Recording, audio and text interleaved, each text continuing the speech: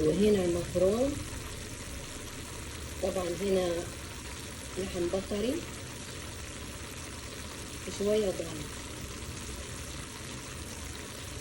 طبعا كده ما شاء الله تبارك الرحمن نص استوى. هضيف عليه الخلطة اللي خلطناها. طبعا بصل وثوم طماطم جميع انواع الفلافل، طبعا فلفل رومي، فلفل حار، فلفل بارد، طبعا صلصة وبهارات مشكلة مع رشة بسيطة من الملح.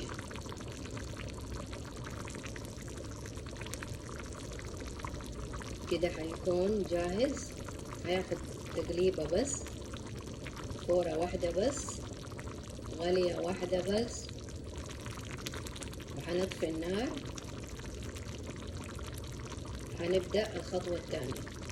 طبعا هنا أنا عندي كرنب قطعته عشوائي. طبعا هنا تحت في كوسة، باذنجان أسود، ممكن أي خضار انتوا حابينه، بطاطس، اللي انتوا حابين. ايش عندكم خضار حطوه.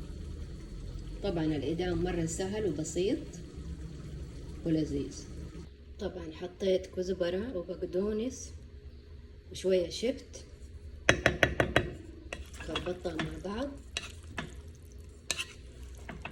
طبعا كده الخضار تاخد غلوة بس، حط في النار.